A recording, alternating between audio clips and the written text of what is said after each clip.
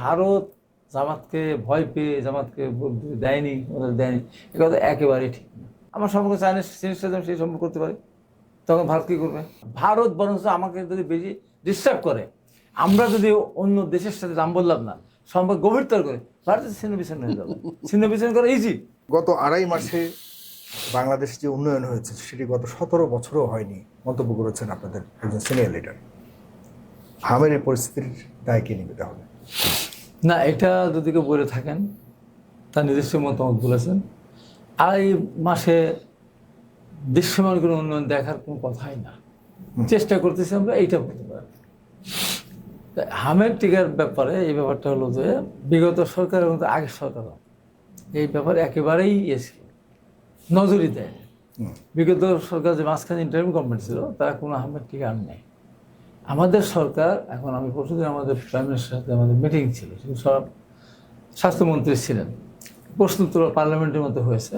সেখানে উনি বলেছেন যে এখন যথেষ্ট পরিমাণ টিকা আমাদের হাতে আসছে এবং টিকা দেওয়া শুরু করেছে।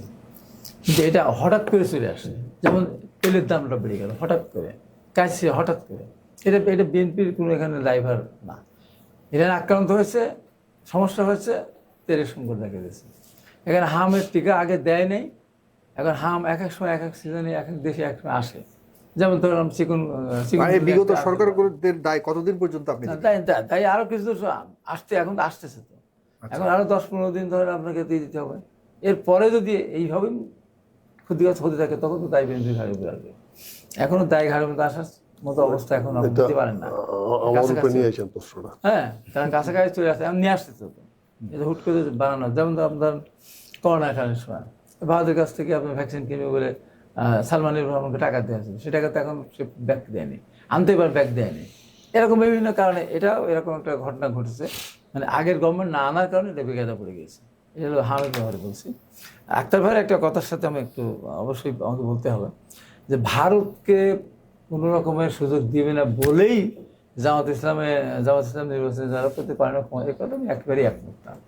আমি আগেও বলেছি, আবারও বলছি, জামাত ইসলামের আমি ডক্টর শফিকুর রহমানই প্রথম উচ্চারণ করেছেন আন্দোলনের পরে, ভারত আমাদের নিকটতম প্রতিবেশী, ভারত আমাদের বন্ধু রাষ্ট্র, প্রতিবেশী সরানো যাবে না, প্রতিবেশী বাদ দেওয়া যাবে না, এই কথা তারা বলেছে। যে তারা ভারত বিরোধী বলেই ভারত হারিয়ে, তারা ভারত তাদের হারায়। তাদেরকে এই পর্যন্ত ভোটটা দেওয়ার ব্যবস্থাই করতেছে আমাদের বিএনপি লোকেরা। বিএনপি লোকেরা ভোট দিলে 18টা 20টা আসন পেত, আর আওয়ামী লীগ লোকেরা ভোট না দিতে আরও খারাপ হতো। তো সেখানে ভারত জামাতকে ভয় পেয়ে জামাতকে দেয়নি, ওদের দেয়নি, এ কথা একেবারেই ঠিক না। এখন কথা হলো এই যে ভারতের পক্ষ থেকে যদি বলা হচ্ছে যেখানে প্লেনে কিনে ময়লা দিয়ে ঢেকে দেবে, এগুলো অতিরিক্ত কথাবার্তা, এগুলি একেবারে অসহ্য কথাবার্তা। এবং ভারতের এই সরকার ক্ষমতা আসার কারণে সমস্যা তো আমার সৃষ্টি হয়েছে। আর কিছু হোক, পশ্চিমবঙ্গতে হ্যাঁ মমতার আমলে ওখান থেকে আমাদের লোকজনের অত্যাচার হয়েছে, আমার বাংলাদেশ পাঠিয়ে চেষ্টা করেছে, কিন্তু ডিক্লেয়ার দিয়ে না। এখন তো ডিক্লেয়ার দিয়ে তারা বলে যাও তোমার বাংলাদেশে ফিরে যাও। এইটা কূটনৈতিক সফলতার মধ্যে দিয়ে আমাদের আনতে হবে। কিন্তু পাশাপাশি এখন একটা পার্শ্ববর্তী বড় একটা রাষ্ট্র, তার যদি মানবিকতা না থাকে আপনি কী করবেন? আপনি কী করবেন? আপনি চেষ্টা করেন, আপনি পররাষ্ট্রমন্ত্রী আরও ভালো একজনকে দিলেন, লাভটা কি? সাইদকে দিলাম, কি লাভটা কি? ও তো না শোনে, আমি অসভ্য, আপনার সম্পাদন করেন, যতই হাইব ভাইবে বলেন না কারণ এই যখন হাইব ভাইবে বলতে সম্মান করতেছে, আমি বলতো কী করলাম? এইরকম আমরা এমন একটা জায়গায় পড়ে গেছি। আর আমাদের সক্ষমতার ব্যাপারটা করি, মায়ানমার বাংলাদেশের চেয়ে লোকসংখ্যা অনেক কম, অর্ধেকের কাছে 8-9 কোটি, আমাদের 16 কোটি ধরেন। কিন্তু সীমানা যদি দেখা যায়, সীমানা অনেক বড়, এবং তাদের এক প্রান্ত থেকে আরেক প্রান্তের দূরত্ব অনেক, এবং তার পাশে আছে কি চীন। চীন আনকন্ডিশনাল সাপোর্ট দেয়। কেন? এই যে আপনার আসলো, বুঝতে হতো, আপনার যে রোহিঙ্গা আসলো, এই রোহিঙ্গা বাংলাদেশ আসতো না। তৎকালীন প্রধানমন্ত্রী ভারত গিয়ে চীনের সাথে সম্পর্ক ডেভেলপ করার জন্য সব ব্যবসা তাদের নোবেল পাওয়ার জন্য হোক, দুষ্ট লোকে যা বলে। আরেকটু হলে চীনের সাথে আরও সম্পর্ক বললে সোনা দিয়ে গভীর সমুদ্র বন্ধু স্থাপন করবেন, আমরা আপনাদেরকে সোনা দিয়ে দেবো। তখন ওখান থেকে আসার সঙ্গে সঙ্গে ভারত বলতে, তুমি এটা কী করলে? তুমি এটা করতে পারো না, ক্ষমতায় নিয়ে আসছে আমি, তুমি এটা কী করলে? কী বললে এটা?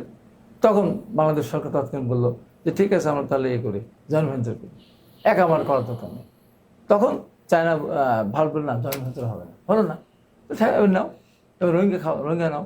ওনাকে পাঠিয়ে দিল। যেদিন পাঠিয়ে দিলাম মনে আছে স্পষ্ট, সেদিন টক শো ছিল এসে টেলিভিশনে। আমি ওইদিন বললাম এই রোহিঙ্গাকে ডেকে নিয়ে আসলে বর্তমান করবো।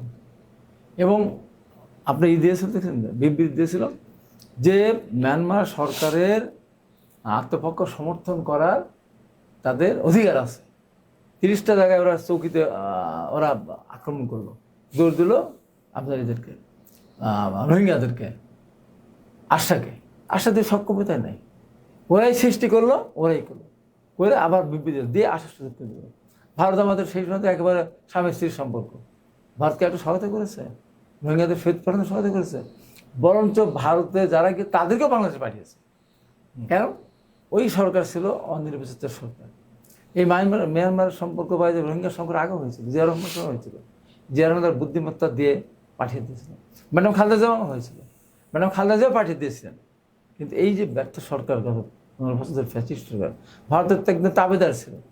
আমি কথা এই জন্যই বলেছি যে যদি সেই সময় নরেন্দ্র মোদীর সাথে সম্পর্ক তো আওয়ামী লীগের সরকার হওয়ার কোনো কারণ ছিল না, কোনো কারণ। তার কারণ কংগ্রেসের তারা একবার নিজের আত্ম ভাই বোন সম্পর্ক, দাদা দাদির সম্পর্ক, সেই সম্পর্ক থেকে চলে গেল নরেন্দ্র মোদীর সাথে বা বিজেপির সাথে।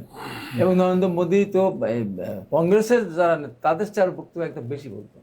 সেই সময় যদি বিজেপি ক্ষমতা থাকতো পশ্চিমবাংলা, তার ওইভাবে যেটা আমার ভাই বললেন সে কথাও ঠিক, তারা পানি না দিয়ে তাদের পানি দেওয়া আছে, তারপর তো আন্তর্জাতিক নিয়মকানুনটা আছে। তো আমার দেশ দিয়ে পানি প্রবাহিত হবে, আপনি যতটুকু দরকার ততটুকু দিবেন, আর বর্ষার সময় ভাষায় দেবেন, এটা তো হয় না। ঠিক, আপনার পানি আপনি রাখেন, আপনি রাখেন, বর্ষার সময় আপনার পানি আপনি রাখেন, আপনার বাড়ি আমাকে ঢুকতে দেবো না, আমি রাখেন।